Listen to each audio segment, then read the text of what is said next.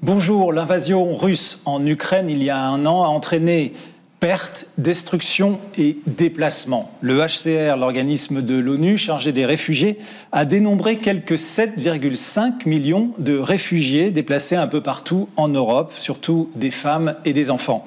Une grande partie d'entre elles et d'entre eux se trouvent dans la Pologne voisine.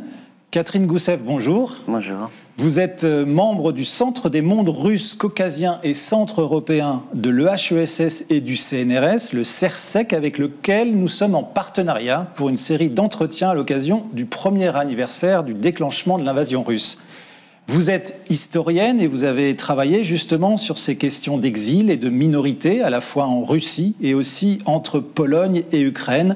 On peut signaler 2 livres, L'exil russe, la fabrique du réfugié apatride, paru aux éditions du CNRS, et le plus récent, Échanger les peuples, chez Fayard. La première question, tout d'abord, comment l'historienne que vous êtes a été chamboulée ou est chamboulée par cette actualité tragique ? Tout d'abord, c'est quand même mon terrain privilégié d'études qui, de fait, à la fois est dans une crise plus que profonde et puis a disparu pour nous comme chercheurs. Mais ça serait évidemment peu dire que de juste se référer à cette question.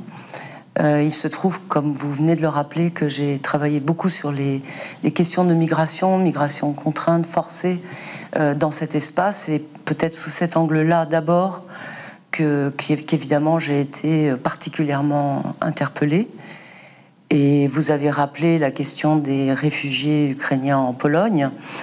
Et très souvent, on a entendu dire au début de cette guerre que finalement l'Europe a vu surtout à travers ces phénomènes massifs de réfugiés que ça rappelait la Seconde Guerre mondiale. Et en ce qui me concerne, ce qui m'a surtout beaucoup frappé, c'est que ça me rappelait plutôt l'après-Première Guerre mondiale. Parce qu'il me semble qu'au fond, il n'y a jamais eu d'unité européenne comme elle s'est manifestée à ce moment-là. Qu'avec le précédent des Russes, ou ceux qu'on appelait les Russes, c'est-à-dire tous ces fugitifs de l'ancien empire russe qui sont arrivés à la fin de la guerre civile pour l'essentiel en Europe. Et donc il y a eu une grande partie d'Ukrainiens aussi parmi ces... Absolument, il y avait... C'est ce qu'on appelait les Russes blancs en l'occurrence. Absolument. Et donc il y a peut-être 2 spécificités, grande spécificité de cette émigration des années 1920, c'est tout d'abord effectivement la création du passeport Nansen, et donc cette évidence de réfugiés protégés par l'Europe qu'il y a eu, et qui peut quand même justement s'apparenter à ce qui s'est passé avec les Ukrainiens à partir de fin février 2022.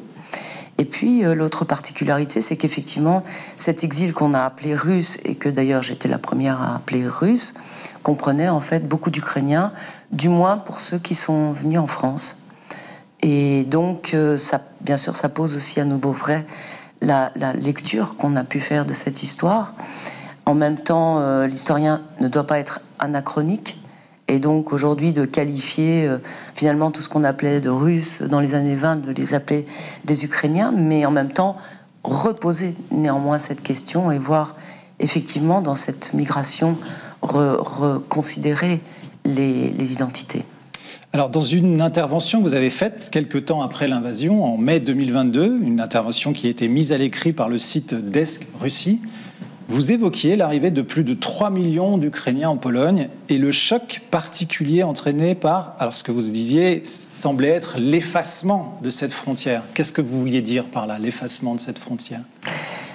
Alors là, je me réfère à un autre de mes grands travaux, qui est en réalité mon dernier livre, que vous avez cité, Déplacer les peuples. Et dans Déplacer les peuples, j'analyse justement comment cette nouvelle frontière entre l'Union soviétique et la Pologne, à la fin de la Seconde Guerre mondiale, cette frontière qui d'ailleurs est en grande partie la frontière du pacte germano-soviétique, aujourd'hui la frontière de l'Union européenne, eh bien, comment cette frontière a été réalisée par le déplacement des hommes. Et en effet, plus d'1,5 million de personnes ont été déplacées entre la Pologne et l'Ukraine, des Polonais qui étaient donc ce qui était devenu l'Ukraine occidentale, un territoire qui était sous tutelle polonaise dans l'entre-deux-guerres, et également d'Ukrainiens qui ont été expulsés vers l'Union soviétique, chacun devant retrouver sa mère patrie. Et donc, c'est une histoire qui a été particulièrement violente, en particulier pour les Ukrainiens, et qui a donné lieu à la création de cette frontière dure qui a, pendant pratiquement un demi-siècle, suspendu toute relation entre les Polonais et les Ukrainiens. Alors évidemment, avec l'effondrement de l'Union soviétique, les choses ont commencé à changer. Cette frontière est devenue une frontière qu'on pouvait passer. Et il y a eu une sorte d'immigration au cours des décennies, en particulier des Ukrainiens vers la Pologne. Mais néanmoins, après le 24 février 2022, il y avait des tels flots humains que véritablement, on avait le sentiment que cette frontière s'était effacée et qu'au fond, on était dans une situation où l'histoire s'était inversée après la fin de la Seconde Guerre mondiale. Et ce sentiment, il était aussi d'autant plus fort que précisément l'opinion publique était alertée par ce qui venait de se passer, c'est-à-dire au contraire le renforcement de la frontière polonaise du côté dans son segment mitoyen avec la Biélorussie. Et donc il y avait ce sentiment que la forteresse Europe se renforçait à l'est, et juste à ce moment-là, enfin dans cette actualité-là, soudainement, ces flux de réfugiés ukrainiens en Pologne, très très impressionnants. Enfin, je crois qu'on a tous vu ces images, oui, comme étant aussi l'attestation justement du début de la guerre. Alors justement, dans ces allers-retours entre vos souvenirs, votre recherche et les coups de boutoir de l'actualité, vous vous demandiez aussi si l'hospitalité polonaise, alors je vous cite, démonstrative au sein de la société et au niveau municipal, mais très réservée au niveau gouvernemental, pourra-t-elle tenir dans une durée prévisible? Alors qu'en est-il un an après? Est-ce qu'elle a tenu, cette société? Je crois que du point de vue des structures d'accueil à l'échelle très locale, dans le cadre aussi des hébergements privés, tous les échos que j'en ai semblent dire qu'effectivement, ça tient. Ça tient, et ça tient aussi dans une solidarité qui est malgré tout, aujourd'hui, face à l'inconnu russe, une solidarité donc aussi liée au partage de la peur que suscite cette guerre. Je pense qu'elle tient. Je ne suis pas prophète, et vous savez, les historiens ont toujours un peu de difficulté à parler du présent. Mais je pense qu'effectivement, ce qui reste très remarquable, et d'ailleurs qui n'est pas un fait très nouveau, c'est le fait que le gouvernement polonais lui-même n'évoque rien d'une éventuelle politique d'immigration au sens justement d'installation durable. Or, il se trouve que beaucoup parmi ces personnes qui sont en Pologne aujourd'hui ont de toute façon perdu leur foyer, viennent de zones qui ont été occupées, et qu'elles soient amenées effectivement à s'installer en Pologne. Alors le jour où la question pourra se poser, dans un avenir qui est vraiment très très imprévisible, je pense qu'effectivement ça peut devenir quelque chose de problématique, parce que précisément rien n'est dit, rien n'est pensé d'une éventuelle installation importante d'Ukrainiens en Pologne. Alors la question qui vient, c'est pourquoi rien n'est pensé? Enfin, en tout cas au niveau du gouvernement. Qu'est-ce qui explique? C'est l'idéologie? Je crois que déjà la Pologne est devenue de fait un État monoethnique après la Seconde Guerre mondiale. Donc la question justement de l'étranger ou des minorités a été une question évacuée, et finalement n'a jamais été reposée, alors même que un des aspects révolutionnaires au fond de la Pologne après l'effondrement du régime et toute cette longue période de transition a été précisément la polyphonie linguistique dans ce pays très très sensible à Varsovie. Et justement on entendait beaucoup d'Ukrainiens, de Russes, de Biélorusses, l'Ukrainien je pense étant dominant, mais au fond il n'y avait pas pour autant de véritable réflexion sur ces changements, sur ces retrouvailles d'une multiculturalité historique de la Pologne. Et ça, c'était quelque chose de très frappant, d'autant que les sociologues et les spécialistes des migrations, ils font des très très beaux travaux, mais malgré tout, dans une perspective qui reste toujours assez quantitativiste et finalement assez peu sensible aux questions de société, au fond. Alors l'histoire est également une arme dans cette guerre. On a vu que Vladimir Poutine s'était lancé dans une grande explication historique avant de lancer son offensive. Et vous, personnellement, comme historienne et aussi comme citoyenne, vous êtes lancée dans l'aventure de Mémorial. Donc Mémorial, on s'est peut-être expliquer un peu pour ceux qui ne le savent pas. Bon, Mémorial a eu le prix Nobel, mais c'était lancé pour essayer de comprendre les crimes du stalinisme, c'est ça? Ou qu'est-ce que c'était exactement, Mémorial?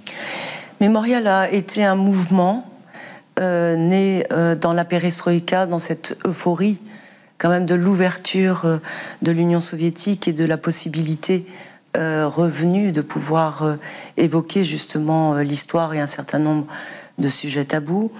Et donc est né d'un mouvement de restauration effectivement de la conscience historique en Union soviétique, et qui évidemment s'est tourné avant tout vers les grandes questions des répressions en général du XXe siècle soviétique, mais plus particulièrement des grandes répressions staliniennes, de la Grande Terreur de 1937-38, et a ainsi ouvert un immense chantier avec l'idée d'œuvrer à la fois pour la connaissance historique, mais aussi pour la mémoire et l'éducation, disons, d'une conscience historique en Russie. Et tout cela, bien sûr, dans l'idée qu'on ne peut pas construire de société démocratique sans précisément cette conscience.